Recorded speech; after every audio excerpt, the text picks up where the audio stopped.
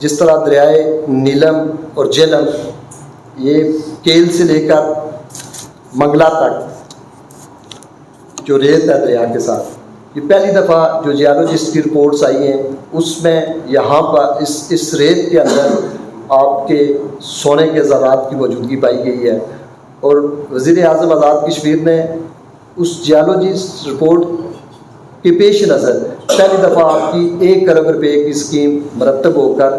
PND में वो शामिल हो चुकी है। और इंशाअल्लाह ताला हम ऐसे वसाइल यहाँ मुहैया करेंगे जिससे हम अपना ज़ाती रेवेन्यू जनरेट कर सकें। मैं डोडियाल और राजधानी की बात करूँगा, वहाँ की रिपोर्ट्स भी मुकम्मल हो चुकी हैं, वहाँ पर गैस और तेल के ज़खायर मौजूद हैं।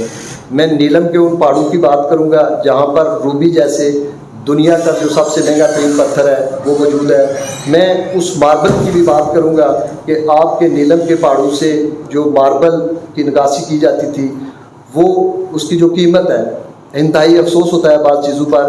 उसकी कीमत जो मुकर्रर की गई थी वो 100 रुपया पर टन के हिसाब से आपके यहाँ के मार्बल जो यहाँ से फ़रोख्त होते थे वो पाकिस्तान की मुख्तलिफ मंडियों में जाते थे। और फिर वहाँ से ही आप अगर एक किचन की एक छोटी सी वो आप प्लेट लेते हैं तो वो 15,000 20,000 रुपये में हम वहाँ से ख़रीद करते हैं। और फिर हम महंगाई का भी रोनर होते हैं कि वो अपनी ज़ाती जो हमारे सोर्सेज हैं हम उनको यूटिलाइज़ नहीं करते। और मैं इस पर आपको यकीन दिलाता हूँ कि जिस तरह की हिकमत अमली हम करने जा रहे हैं इंशाअल्लाह ताला हम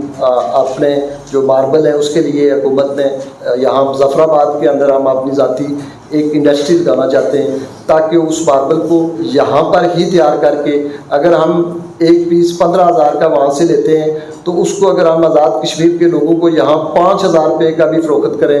लोगों को भी उसका फ़ायदा पहुँचेगा और उससे हमारे ज़ाती रेवेन्यू भी जनरेट होंगे और उससे रियासत भी इंशाअल्लाह ताला मुस्तहकम होगी। आपके जो पहाड़ हैं नंगी बाली, चिट्टा कट्ठा, जहाँ रूबी अरबों रुपए की मालियत की वहाँ पर मौजूद है, इसका कॉन्ट्रैक्ट भी हुआ था और वो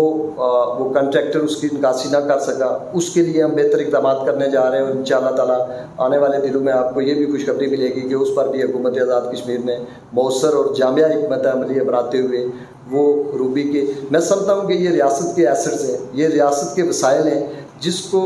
हम प्रॉपर तरीके से हिकमत अमली के साथ अपनी ज़िम्मेदारी को समझते हुए इन वसाइल को आज़ाद कश्मीर की आवाम की फलाह व बहबूद पर ख़र्च करें। इनके असूल के लिए इसमें शफाफियत को यकीनी बनाया जाए तो हम बहुत कुछ कर सकते हैं। और इस बात में कोई दो राय नहीं है कि आज़ाद कश्मीर को हम दुनिया की मॉडल स्टेट बना सकते हैं, लेकिन उसमें जो मैं दरपेश वसाइल थे उसमें मैं समझता हूँ, मैं बरबला ये कहता हूँ कि हमारी ब्यूरोक्रेसी उनकी ज़िम्मेदारी जो होती है वो उस तरह से अपनी ज़िम्मेदारियाँ ना निभा सके जिसकी वजह से आज हम मसाइल का शिकार हैं।